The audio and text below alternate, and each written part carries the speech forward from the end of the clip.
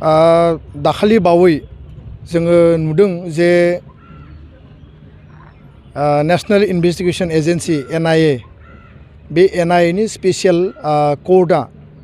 Rabi Basumatary alias रंजा बाजा बिथांखौ लाइफ टाइम माने इमप्रिजनमेन्ट जाबजीबन कारादण्ड फोसावदों आरो आथिखालाव जोङो जिखौ जोंनियाव तथ्य दङ आरो जोङो सेन्ट्रेल माने जेलाव जाय बिथांमोनखौ लोगो हमदों जे गासै 59 NDBS NDB RDR गुबुन गुबुन हानजानि बेयाव NIA आदालतआ बा CBI आदालतआ बिसार खालामबाय थानाय जेलाव दङ दा दाखालि बावै NIA आदालतआ बा NIA नि स्पेसियेल कर्टआ रबि बसुमतारी बिथांखौ जे लाइफ टाइम इमप्रिजनमेन्ट होबाय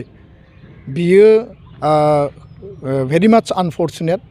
आरो बेखौ लानानै दुलाराय बर' फरायसा आफादा गोख्रोङै सोंखारिदों आङो एसे सिगाङाव एसामिस आरो गुबुन गुबुन TV चेनेलावबो बे बाथ्राखौ रिसेन्टमेन्ट आङो होदों जे बाथ्राया जाहैबाय जे 2020 27 जानुवारि बे गोजोन गोरोबथानि सिगां बा BTR गोरोबथानि सिगां जाय बिथां जेलाव दङमोन सुक्तिनि उनाव बिथांमोनखौ हगारनायनिसो बेयाव बाथ्रा दङमोन आरो 9.4 आव क्रिमिनेल केस आरो हाइनियास आरो नन हाइनियास बे केस उइथड्र खालामनायनि बाथ्रा दङ दा बेबायदिनो जोंनि मिथिनायाव आसामनि हम डिपार्टमेन्टआ जोंनो जि तथ्य होदों 263 नाम्बार्स अफ केसेसखौ अलरेडि उइथड्र खालामबाय आरो माखासे केसा दिनै उइथड्र जानो गोनां दङ दा बेबायदि मोनसे समाव जेराव जोङो भारत सरकारजों सावरायदों भारत सरकारनि नखर बिफान हम डिपार्टमेन्टखौ जों बुंदों आसामनि गिबि मन्थ्रिजों सावरायनायाव जों बुंदों हाई लेभेल जिखिनि अफिसियेलफोर दं बिथांमोननि सावरायनायाव बुंदों जे सान्ति सुक्तिनि उनाव जाहाथे रावबो बेबायदि CBI आरो NIA नि आदालतआव भार्डिक्ट मोननो गोनां जाया आरो सान्ति सुक्तिनि मुल आधारानो जाबाय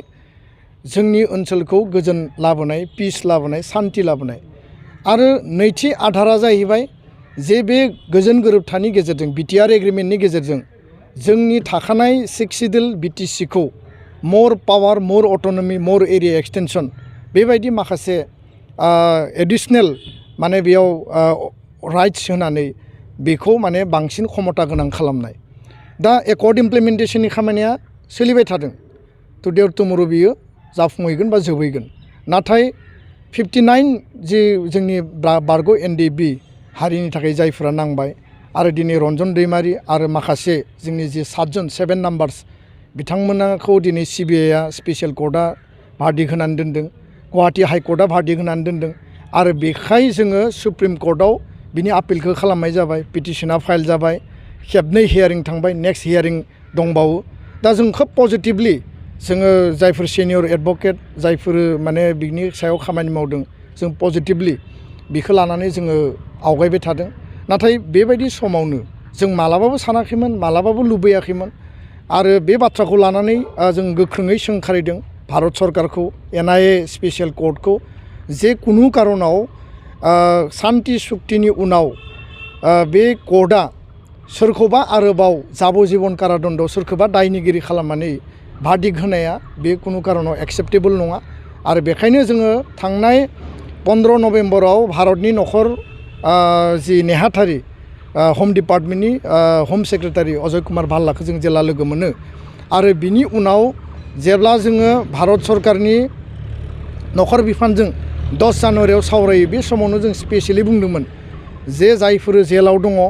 बिथांमोननि जि केस NIA आरो CBI जिखौ खालामबाय थादों बेखौ बन्द खालामनांगौ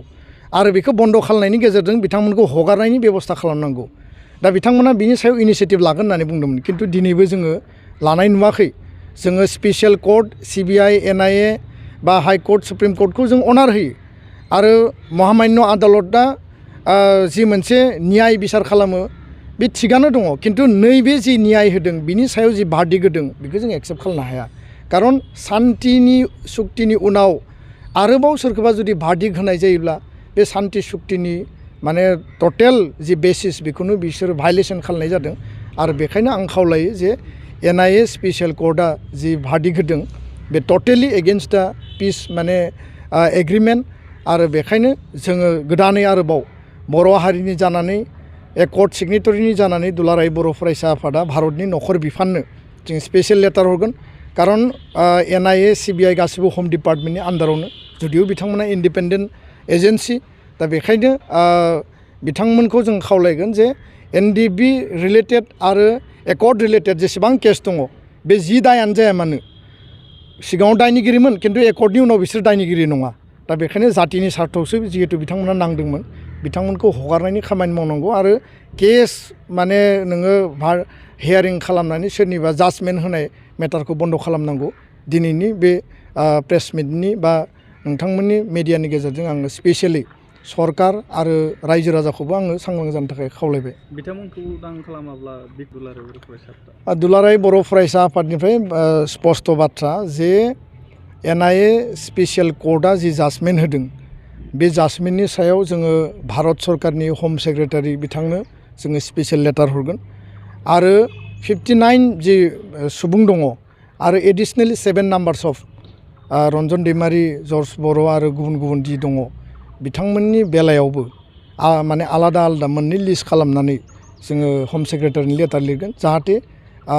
बिथांमोना जेलनिफ्राय गनांगौनि थाखाय गभर्नमेन्टआ NOC होनांगौ 2 नम्बरा जाबाय बिथांमोननि जि हियारिं बियो कमप्लिटलि बन्द जानांगौ आरो बिथांमोनखौ लांदां अख्राङाव हगारनानै हरनांगौ आरो बे जि माने NIA नि जि मोनसे बिथांमोनखौ जि क्रिमिनेल मोनसे नोजोरजों नायनाय बियो खोब दुखुनांथाव आरो बेबायदि ट्रिटमेन्टखौ जोङो सहायनाया माने जोंनि थाखाय एक्सेप्टेबल नङा गोजोन्थों।